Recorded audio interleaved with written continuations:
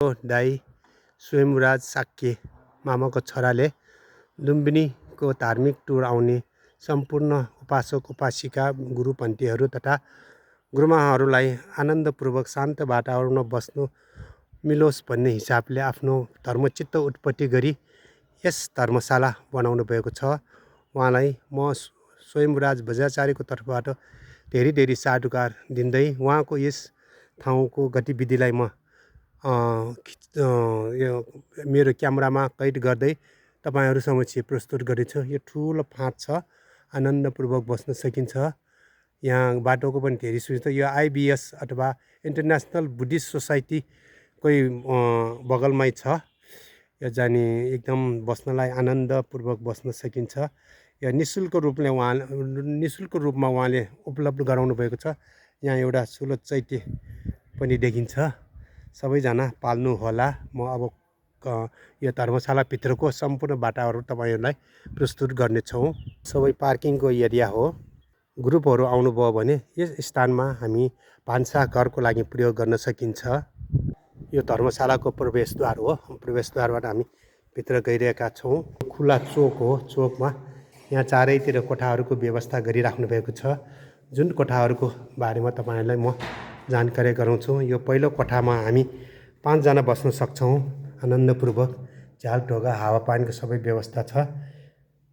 यो दोस्रो कोठामा पनि हामी 5 जना बस्न सक्छौँ।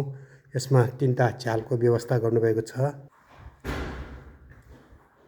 यो तेस्रो कोठामा हामी 3 जना बस्न सकिन्छौँ। यहाँ कुनै अप्ठ्यारो स्थिति छ भने यसमा एट्याच बाथरुमको पनि व्यवस्था गरिराख्नु भएको छ।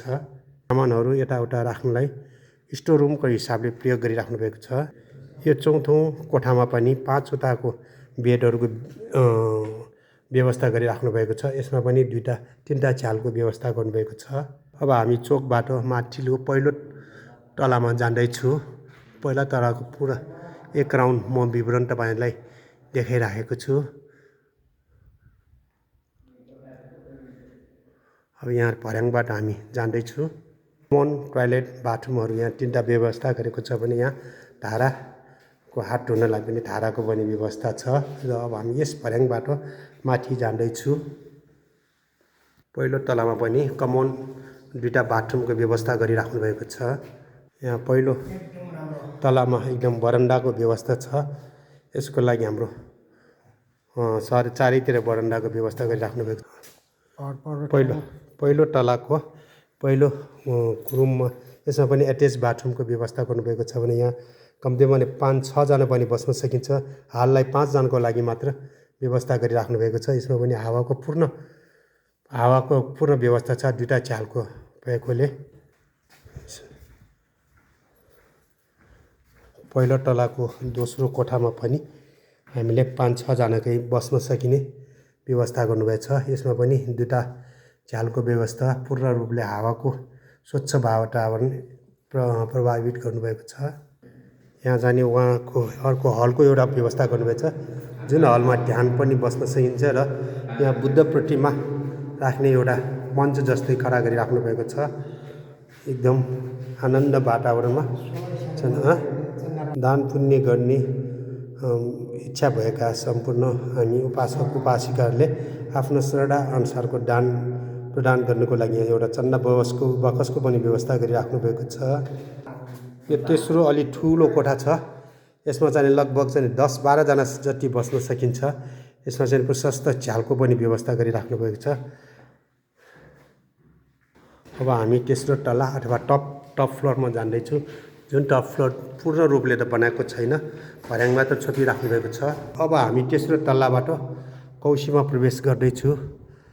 कौशीमा यसमा आदि मात्र छोपिराख्नु भएको छ। किचनको व्यवस्था गरिराख्नु भएको छ। यो उहाँको व्यक्तिगत रूपमै बस्ने हिसाबले बनाइराख्नु भएको छ।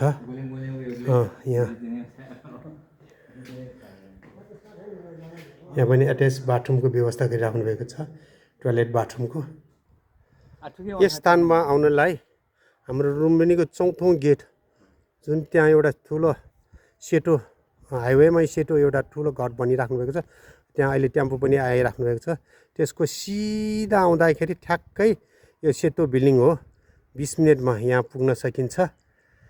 त्यही भएर सम्पूर्ण इच्छावान श्रद्धालु उपासक उपासिकाहरू धर्ममित्रहरू धर्मपासाहरू आउनलाई हार्दिक अनुरोध गर्दछु। ल हाललाई यहाँ पुरा फाँटहरू छ, एकदम हरियाली, पुरा हरियाली नजर देखिरहेको छ। अब बिस्तारै बिस्तारै कम्प्लिट भयो। यो पहेँलो हरियो निलो सेतो जुन देखिएको स्थानमा चाहिँ अहिले नयाँ लुम्बिनी बस पार्क बनाउने एकदम ठुलो गुरु योजना छ। त्यसको लागि बजेट र अनुदान सन्दान सब पूर्ण भइसकेको छ। त्यही बाटो त्यही बस पार्कबाट सिधा आएर लगभग 10 मिनटमा चाहिँ यस स्थानमा पुग्ने सक्ने जानकारी दिँदै आजको लागि सानो छोटो भिडियो यो सानो भवतु सर्वमङ्गलम साधु साधु साधु। अर्को एउटा सानो जानकारी पनि दिन चाहन्छु। जुन यो रुखबाट सिधैको एउटा बाटोमा जाने ओसो ध्यान केन्द्र पनि बनाइरहेको छ। यो पूर्ण रूपले यो जङ्गल पुरै ओसो भवन छ, जुन जाने बोर्ड जस्तै देखिएको छ। त्यो यो पुरा भवन पुरा जङ्गल यहाँसम्म जाने ओसो भवनको व्यवस्था गरेको पनि एउटा थप जानकारी दिन चाहन्छु। भवतु सर्वमङ्गलम साधु साधु साधु। इन्टरनेसनल बुद्धिस्ट सोसाइटीको कम्पाउन्डको लास्ट कम्पाउन्डबाट ठ्याक्कै 2 किता मात्र पछाडि यो बिल्डिङ भएको, यो धर्मशाला भएको पनि जानकारी गराउन चाहन्छु।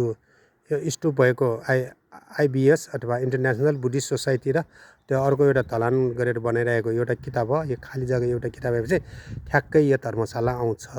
सबैजना पाल्नु होला।